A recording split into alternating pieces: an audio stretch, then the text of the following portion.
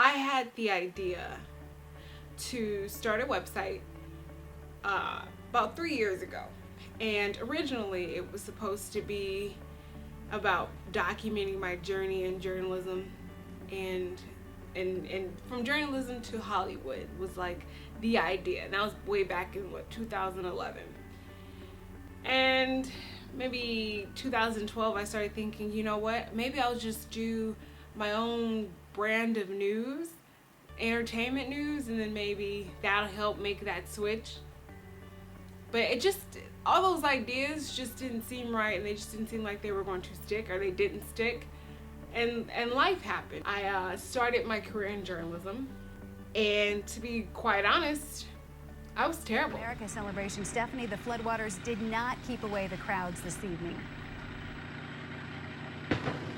Hey Sarah, happy 4th of July to you. The 6-mile stretch of the Missouri River is open for the first time since early June. The river is open to boats and barges. A Central Missouri man says he wants his life. I just couldn't connect to the stories. I had a difficult time connecting and sounding conversational instead of just I am reading the script. 2 men robbed. I was terrible. And if I'm going to be honest with you, I don't know if I really wanted to connect with all those tragic stories, and that began to weigh on me. I was able to finagle my way into a top 20 market at a news station in top 20 market as an associate producer, which was a really great experience for me. I learned a lot, met some really cool people, made some really good connections. But I remember doing that, and then from there being an associate producer and going, I love to tell stories, and I really like talking to people and with people, but I like to inspire. I want to tell the good stories. I don't want to be the bearer of bad news. That's not what I want.